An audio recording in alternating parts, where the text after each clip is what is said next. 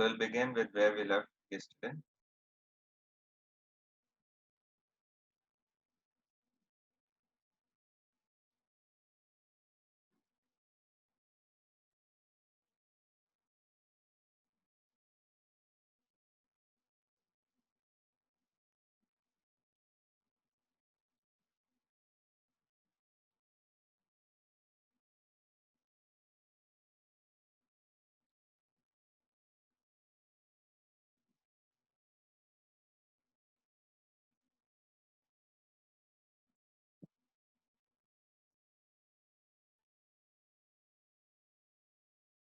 So I think we have to begin from here, right?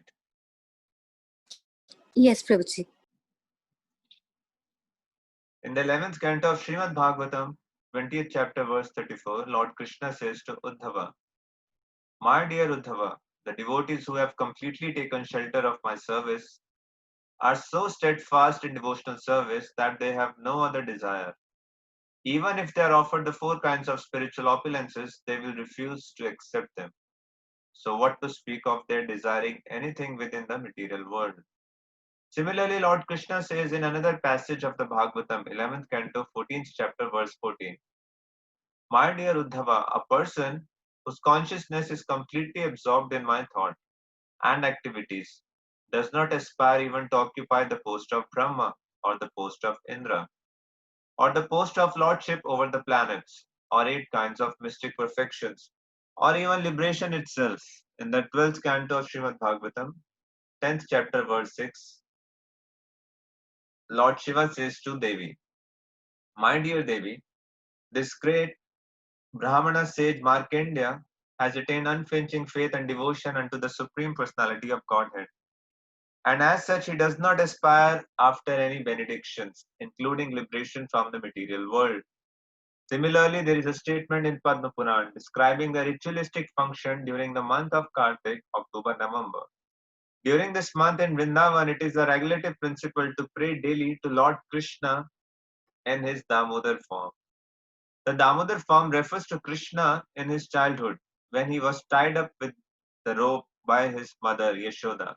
Dam means ropes and Udar means the abdomen. So Mother Yashoda, being very disturbed by naughty Krishna, bound him round the abdomen with a rope, and thus Krishna is named Damodar.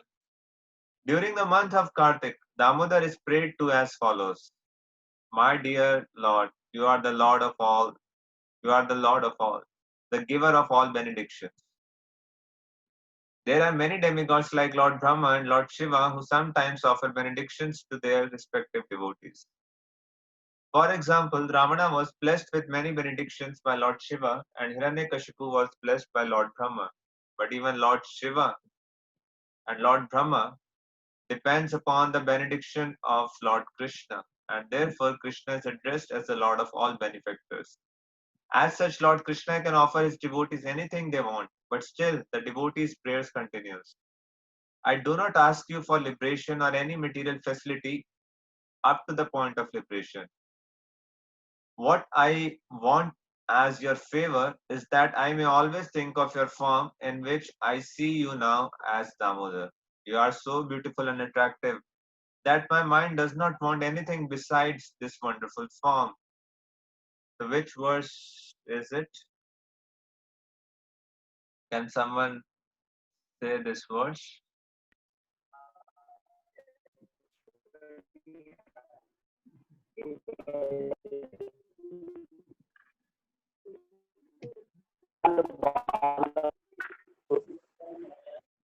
Sorry, unable to hear you, Prabhu.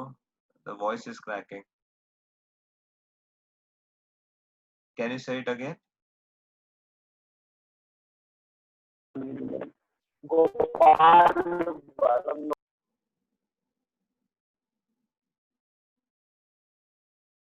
It's a stanza from Damodar Ashtakam.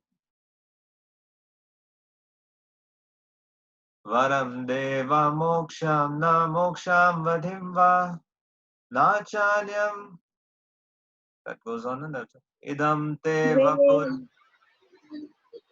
idam te vapurnath gopal balam sada me manasya virastam kim.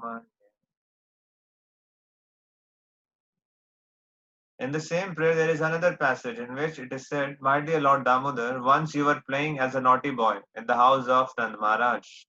You broke the box containing yogurt, and because of that, Mother Yashoda considered you an offender and tied you with rope to the household grinding mortar. At that time, you delivered two sons of Kuvera, Nal Kuver and Manigriv, who were staying there as two Arjuna trees in the yard of Nand Maharaj. My only request is that by your merciful pastimes, you may similarly deliver me." So, which stanza is this particular text is? कुबेरात्म Yes. कुबेरात्मजो बाधमुतेव यत्पात् त्वया मोचितो भक्तिं भाजो कृतो च तथा प्रेम भक्तिं सकामे प्रयच्छ नामोक्षे ग्रहो मे अस्ति दामोदरेह. Thank you. The story behind this verse is that the two sons of Kuvera, the treasurer of the demigods, were puffed up on account of the opulence of their father. And so once on a heavenly planet they were enjoying themselves in a lake with some naked damsels of heaven.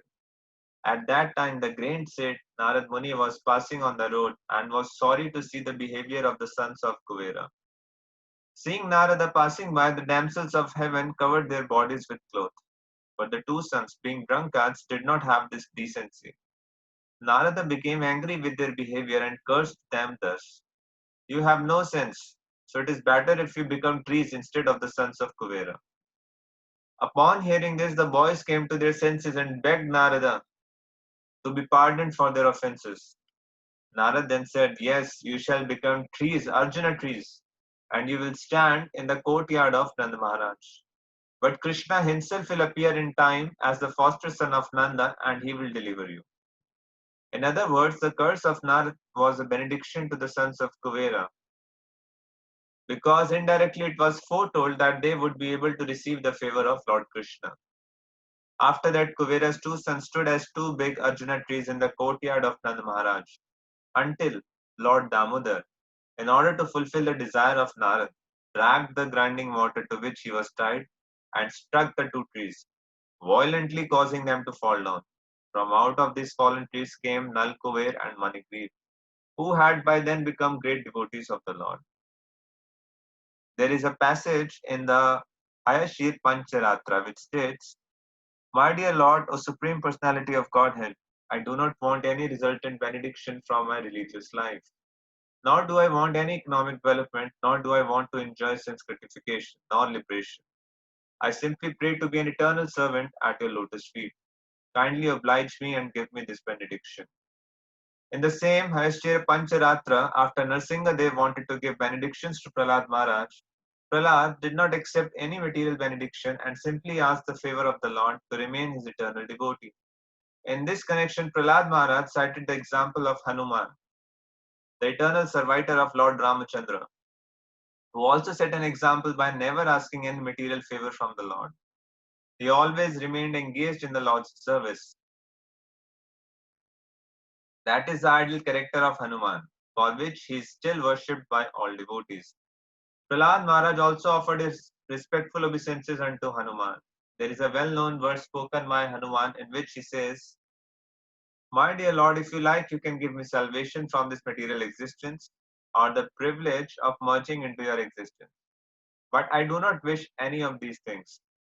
I do not want anything which diminishes my relationship with you as servant to master, even after liberation." In a similar passage in the Narad Pancharatra, it is stated, "My dear Lord, I do not wish any perfectional stage by performing the ritualistic religious ceremonies, or by economic development, or by sense gratification or liberation. I simply pray that you grant me the favor of keeping me under your lotus feet. I do not wish any kind of liberation, such as Salukya or Sarupya. I simply pray for your favor that I may be always engaged in your loving service." Okay. Can someone who did not read yesterday read today? Similarly, in the 6th canto, 14th chapter, verse 5 of Srimad Bhagavatam, Maharaj Parikshit inquires from Shukadev Goswami, "My dear Brahman, I understand that the demon Vritrasur was a greatly sinful person and that his mentality was completely absorbed in the modes of passion and ignorance. How did he develop to such a perfectional stage of devotional service to Narayan? I have heard that even great persons who have undergone severe austerities and who are liberated with full knowledge must strive to become devotees of the Lord. It is understood that such persons are very rare and almost never to be seen. So I am astonished that Vritrasur became such a devotee. In the above verse, the most important thing to be noted is that there may be many liberated persons who have merged into the existence of the impersonal Brahman, but a devotee of the Supreme Personality of Godhead Narayan is very, very rare. Even out of millions of liberated persons, only one is fortunate enough to become a devotee. In Srimad Bhagavatam, first canto, 8th chapter, verse 20, Queen Kunti is praying to Lord Krishna at the time of his departure. My dear Krishna, you are so great that you are inconceivable even to great stalwart scholars and paramahansas, fully liberated souls. So, if such great sages who are transcendental to all the reactions of material existence are unable to know you, then as far as we are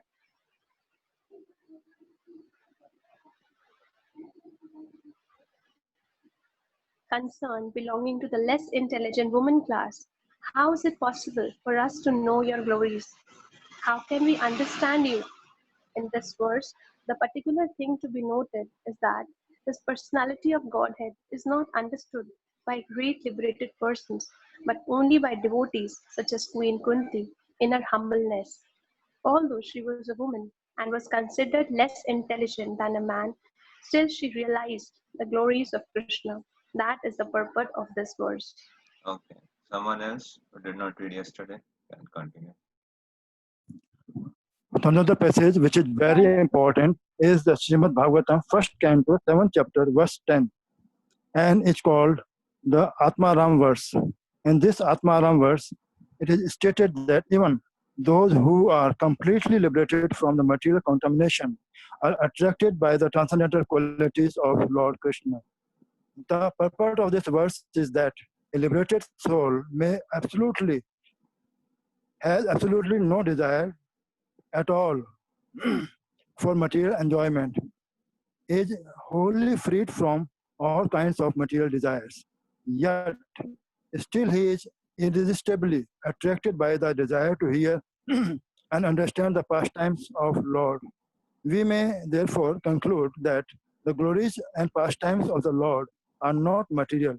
Otherwise, how could the liberated persons known as Atmarams be attracted by such pastimes? That is the important point in this work. From the above statement, it is found that a devotee is not after any of the stages of liberation. There are 5 stages of liberation, already explained as being: number 1, to become one with the Lord; number 2, to live on the same planet as the Lord; number 3, to obtain the same bodily features as the Lord; number 4, to have same opulence of the Lord; and number 5, to have constant association with the Lord. Out of these 5 liberated stages, the one which is known as Sayujya, or to merge into the existence of the Lord, is the last to be accepted by a devotee. The other 4 liberations, although not desired by devotees, still are not against devotional ideals. Some of the liberated persons who have achieved these 4 stages of liberation may also develop affection for Krishna and be promoted to the Golok Vrindavan planet in the spiritual sky. In other words, those who are already promoted to the Vaikuntha planets and who possesses the 4 kinds of liberation may also sometimes develop affection for Krishna and becomes promoted to Krishna Lok. Okay. So Thank you, Prabhu. those, Hare Krishna. Someone else can continue. Hare Krishna. Yeah. So those So those who are in the four liberated states may still be going through different stages of existence. In the beginning, they may want the opulences of Krishna, but at the mature stage, the dormant love for Krishna exhibited in Vrindavana becomes prominent in their hearts. As such, the pure devotees never accept the liberation of Sayujya to become one with the Supreme, though sometimes they may accept as favorable the other four liberated states. Out of many kinds of devotees of the Supreme Personality of Godhead, the one who is attracted to the original form of the Lord Krishna in Vrindavana is considered to be the foremost first-class devotee. Such a devotee is never attracted by the opulences of Vaikuntha or even of Dwarka, the royal city where Krishna ruled.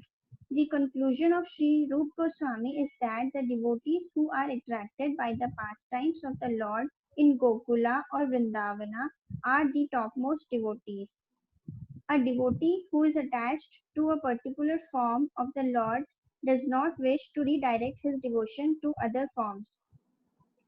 For example, Hanuman, the devotee of Lord Ramchandra, knew that there is no difference between Lord Ramchandra and Lord Narayana, and yet he still wanted to render service only unto Lord Ramchandra.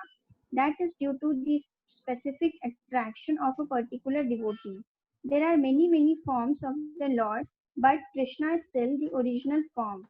Though all of the devotees of the different forms of the Lord are in the same category, still it is said that those who are devotees of Lord Krishna are the topmost in the list of all devotees.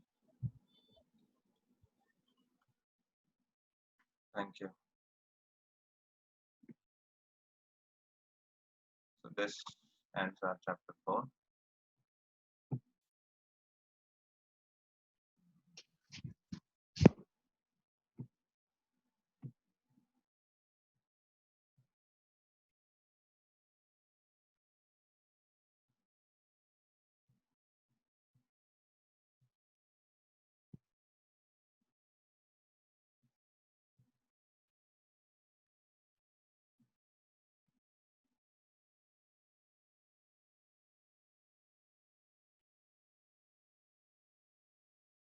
So a quick recap of the chapter. So the theme of this entire chapter was that devotional service surpasses all liberation.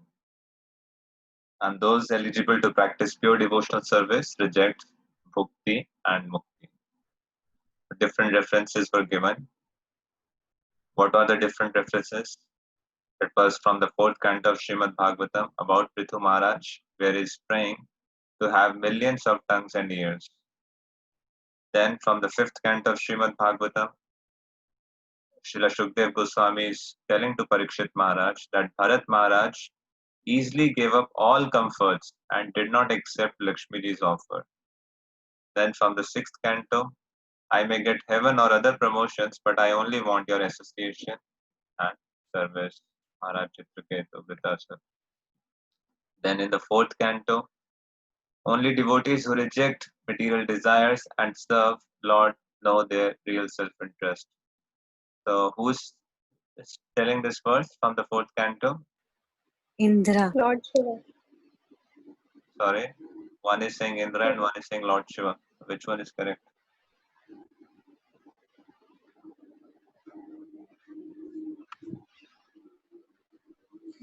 Search from your book.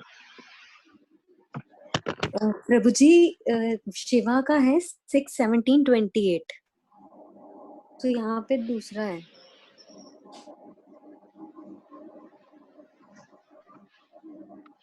So who's saying this verse then?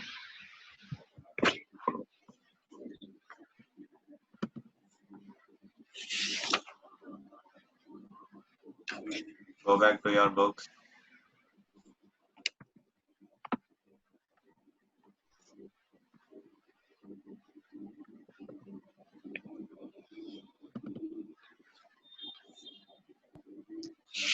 Indra, Lord Indra. He's saying to whom? Mata Diti. Are you sure? Prabhuji, it is written, hey ma'am, I am having Hindi verse, Prabhuji. Hmm. हे माता, जो व्यक्ति सभी प्रकार की इच्छाओं को त्याग कर भगवान की भक्ति में ही लगे हुए हैं, वे अपने स्वार्थ को जानते हैं। ऐसे व्यक्ति वस्तुतः अपने स्वार्थ को पूरा करते हैं और जीवन की सिद्ध अवस्था तक पहुंचने में परम पटु माने जाते हैं। This So, needs to be checked. I mean, there's reference गलत लिखी हुई है। Mother Diti. Mother Diti. जो Mother- Temple Indra addresses Mother Diti in this manner, my dear mother. actually there is some typing error. 6/18/74 है sir. Yeah, 6/18/74 है प्रभुजी, 6/18/74। that's right. Yes.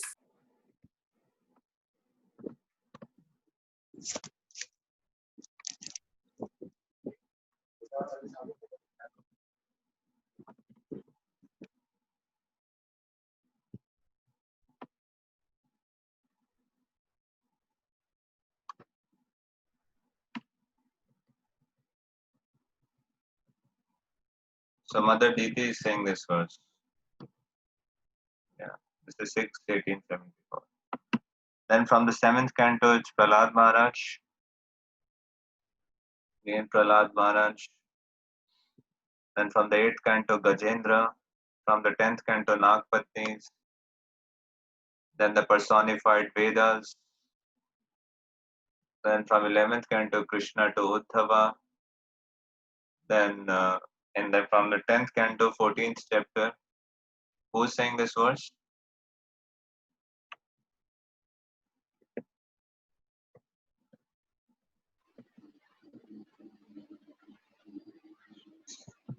नागपत्नीस। No. Actually, Brahma is saying, Krishna is saying to Lord Brahma. 10, 14, 14. The chapter on Brahma's prayers to Lord Krishna. Again, there is, a mistake of the verse number. Have to check from the book.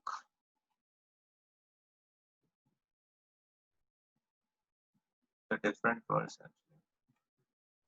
It is 11.1414 Prabhuji. Yeah, that's right.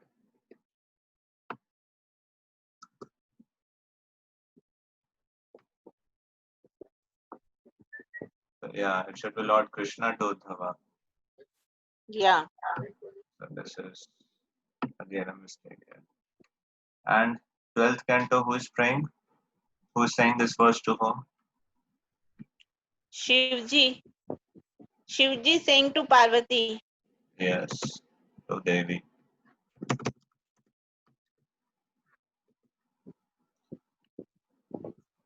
Check the verse.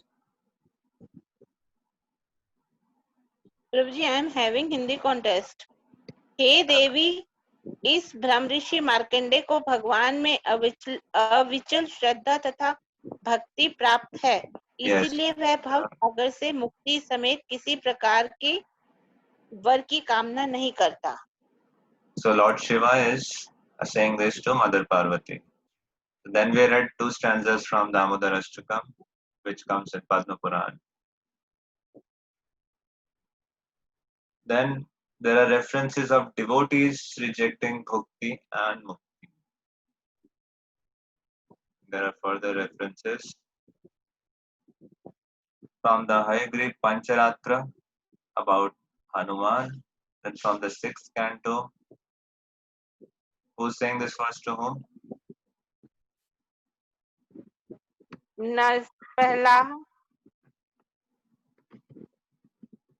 Prahlad Maharaj is saying। Prahlad Maharaj context comes in 7th canto and 5th canto. So this is when the chapter of King Chitraketu's lamentation. Prabhuji, Maharaj Parikshit inquired from Sukdev Goswami, 6.14.5. This is 6.14.5.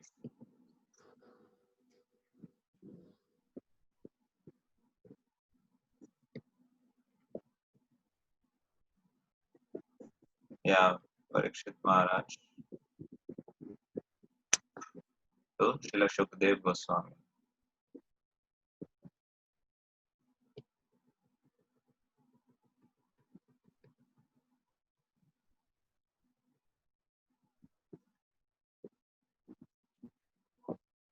Where he's inquiring in context of Vritasur.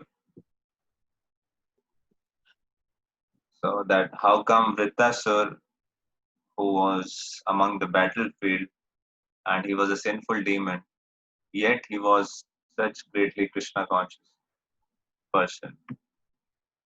So yes, this Parikshit Maharaj is inquiring from Srila Shukdev Goswami. Then in the first canto, Mother Kunti is praying to Krishna. And from the first canto, this Atmaram verse. The Atmaram verse comes in Chaitanya Charitamrita also, where Lord Chaitanya explains this to Sarvam Bhattacharya and again explains this to Sanatan Goswami later on.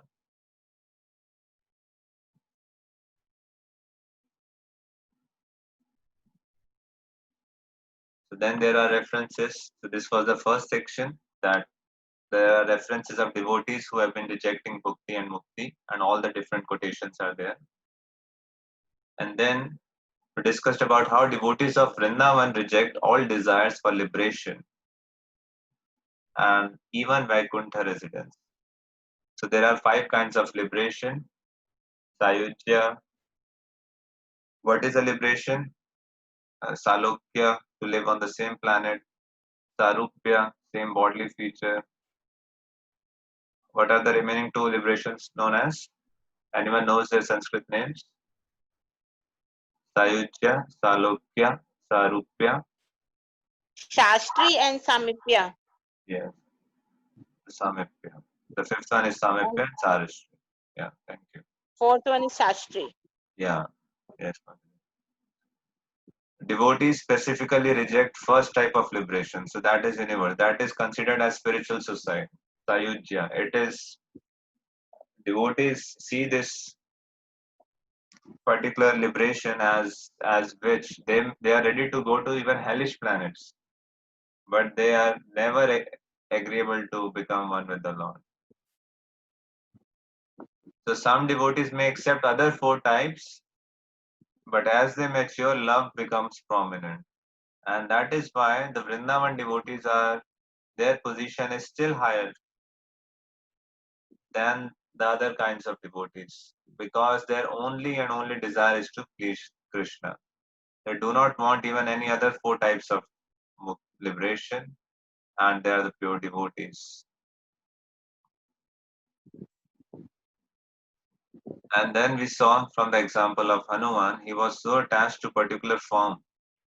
He was so attached to Lord Ramchandra and Mother Sita's service that he did not want anything else in the life. And we see the same in the life of Murari Gupta in Chaitanya Leela, when Lord Chaitanya asked him to worship Krishna. He was unable to give up this worship of Lord Ram and take to worship of Lord Krishna. And he had planned to commit suicide because he was not able to follow the instructions of Lord Chaitanya. So Lord Chaitanya became very pleased with him, and he said, yes, you are the real devotee and you are the incarnation of Hanuman. Okay, that was about chapter 4, and tomorrow we'll begin with chapter 5. There are still 5 minutes. I thought to discuss one particular. Yeah. Hare Krishna, Prabhuji. Actually, the Prabhuji, these 5 kinds of liberation, that merging with that effulgence of Lord, that is impersonal thing. So that is in one of these, that is separate. That is the first one, becoming one with the Lord, Sayujya Mukti. Okay, which means that is impersonal one conception, that is Brahma Jyoti one. Yeah. Okay, Prabhuji. So devotees never want that kind of liberation. Yes. Only one question: how the women are left in the Ganga? How what? how women are less intelligent than men. Very sorry, bro. I'm unable to understand. The voice is cracking so much. It is written here that the women are less intelligent than men. Women are less intelligent than men. How? क्या जो है कम बुद्धिमान होती है आदमियों से. आवाज नहीं आ रही कोई. So what is the question?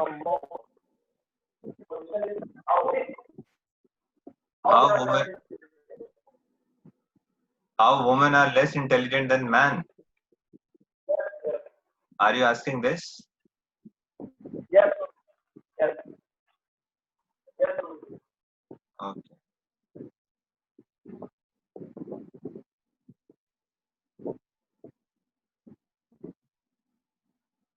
How women are less intelligent than man? It's a very, very sensitive topic that you have brought up into the discussion with only 4 minutes remaining to the class. And Yeah, Prabhuji, this thing was we read in earlier text. It was mentioned that they are carried away by some books we have read. There it was mentioned this thing. I don't remember in Mukund Strota it's there or in the previous one. Like this was mentioned.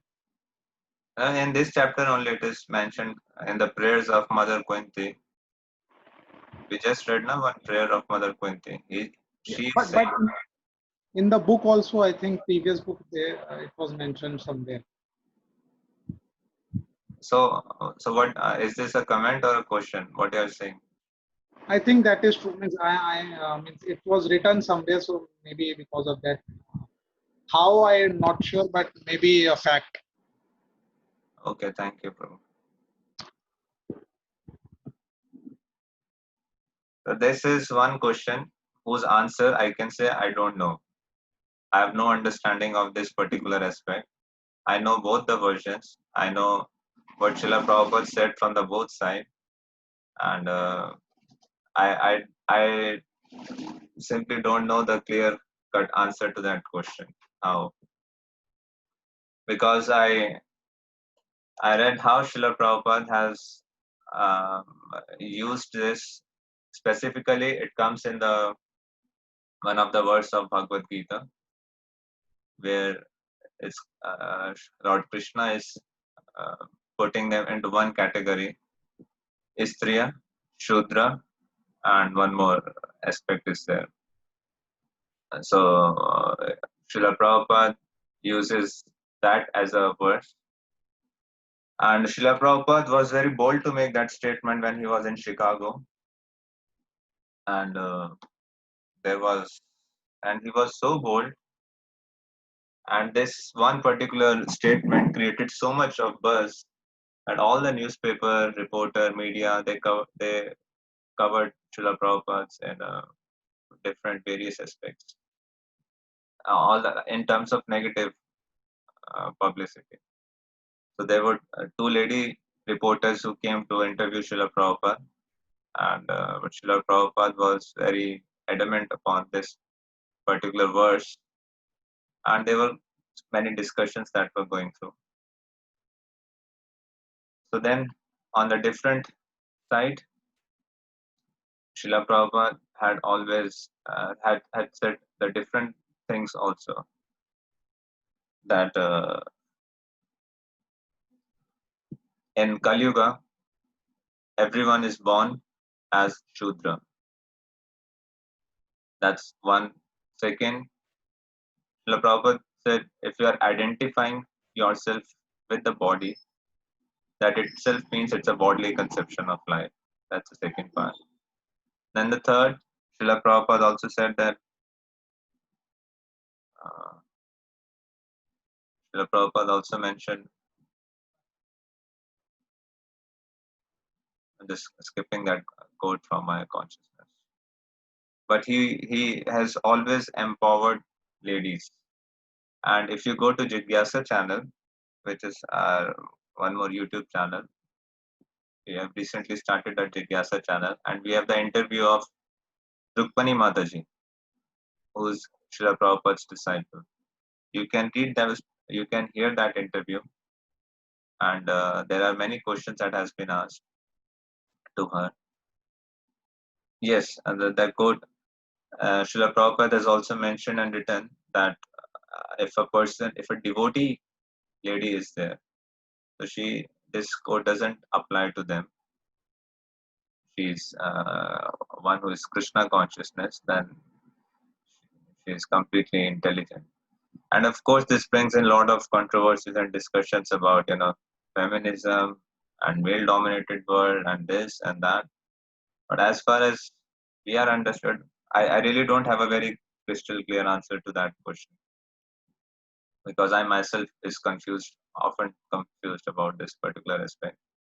But what I have seen and known is that Srila Prabhupada has always empowered ladies, and some of his ladies' disciples are much, much, much more advanced than any of the sannyasis. For example, Yamuna Mataji, the Govinda Madi Purusham that we hear every day in all our ISKCON temples, and which will be played for next 10,000 years, has been spoken by a lady. So she was such dedicated and committed, such beloved to Srila Prabhupada. She was ready to jump off the train when she saw herself in a position not to fulfill the instructions of Srila Prabhupada. When Srila Prabhupada asked her, "Can you cook rice?" All of you might be knowing that famous pastime. And Srila Prabhupada has always empowered ladies in this movement. And that's all I can say. That there is equal room for everyone in the Krishna's lok and planet. And he has been very particular to empower everyone, irrespective of the gender, irrespective of the caste, irrespective of the background. Anyone who has shown any interest and who want to do something, Srila Prabhupada has always facilitated and empowered them. Right, Ramanand? Prem Prabhu?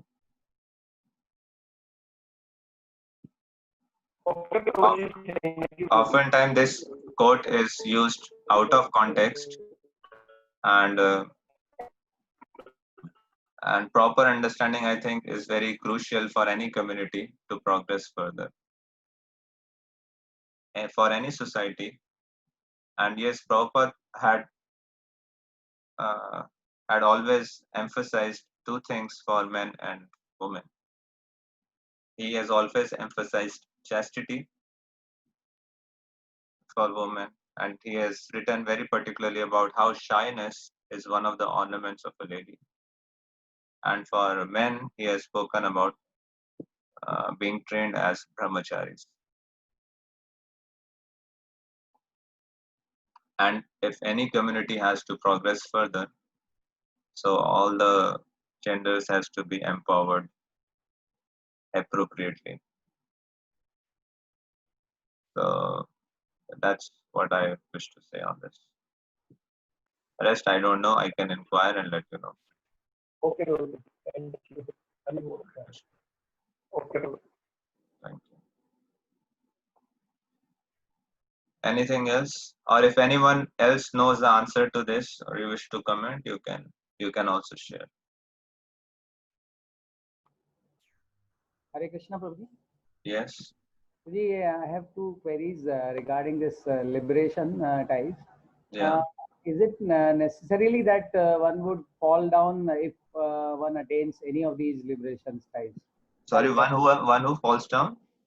Is it necessarily that at some point of time one would fall down if he attains these types of liberation? No, only in Sayujya, not the other four. Okay. Because they are also not desired by a pure devotee. That's why I'm just wondering whether it is. No, I mean the rest four are the liberation for Vaishnavas. So one does not fall down from the other four of liberations. But the first form, Sayujya, one can fall down from that. So a devotee may not desire them because he's so selfless, he just wants the service of the Lord. Okay. He is ready to accept anything where there is opportunity to serve Lord. Okay. So by choice, he will not like to go, but if he goes, he will not come back. Yeah, by choice, he simply wants to go to Golok Vrindavan to render service. So one can be on the same planet, Salokya, but he may not render the service of the Lord. So one may be situated in the same planet, but the service of the Lord may not be so much. The opportunity may not be so much there. One may have equal opulence to the Lord, but that kind of selfless and intimate service may not be available. So that's why pure devotee wants service rather than having any of the opulences like this. Okay. That is why his position is even higher. But the other four are also liberation of a Vaishnavas. And one do not fall from those positions. Okay. Like, I mean, in what respect they are different? In like we can serve in Dasyaras, we can serve in Sakhyaras, we can serve in Shantras. So why it is that Madhuri Ras is the best and the other It one is are not not? said about the Madhurya Ras. It is about the devotional service. Here there was no discussion about the rasa. One can be in the Dasya Ras in all the form of liberation, but the Dasya Ras in Vrindavan would be much higher than the other planets. Okay, like in Ayodhya or Dwarka also there is a Dasyaras, but the Dasyaras in Vrindavan is superior to the other ones. Is that the correct A understanding? devotee in Dasya Ras in Golok Vrindavan, his position is spiritually his position is much higher than the other. We just read na, in the Nectar of Devotion, this chapter 4. Towards the end, if you read it again, it's clearly written. And why That is is that? Because of selfless service. His only and only aspiration is Krishna. Krishna's satisfaction, no other aspiration.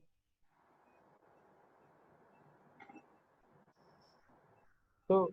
Does that mean in if we are going to Ayodhya or I mean Lord Ram's place or some other Narayan's place, there that emotion will not be there that stronger. No, this is not like mundane comparison, materially just like we think.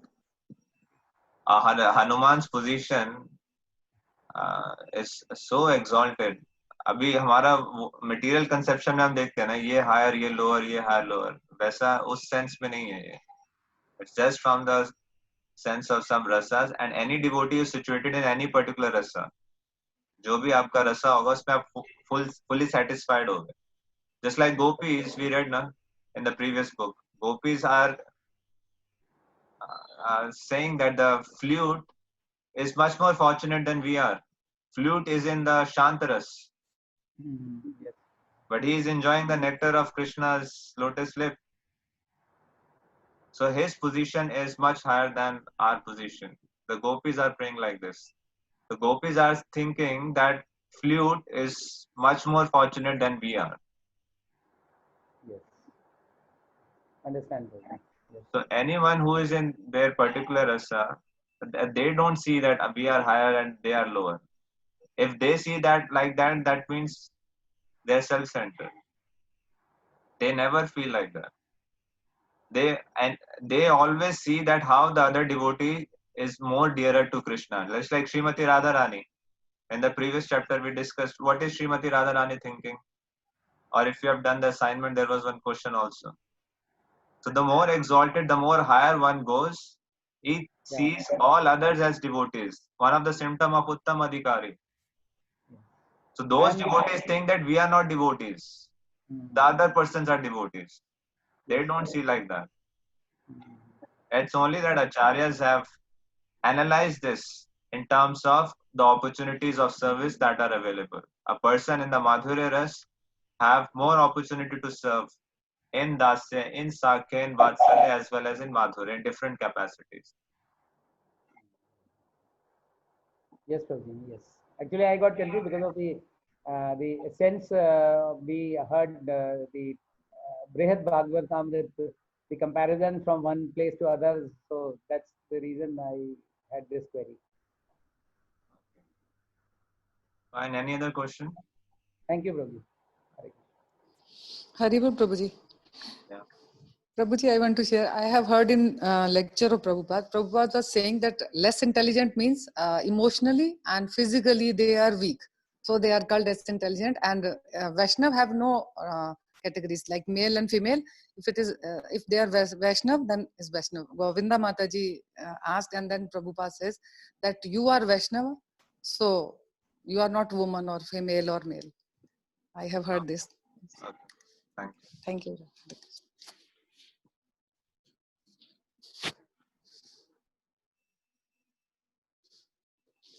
Fine, we'll stop here. Thank you so much. Srila Prabhupada ki jai. Jai Gaur Premanande.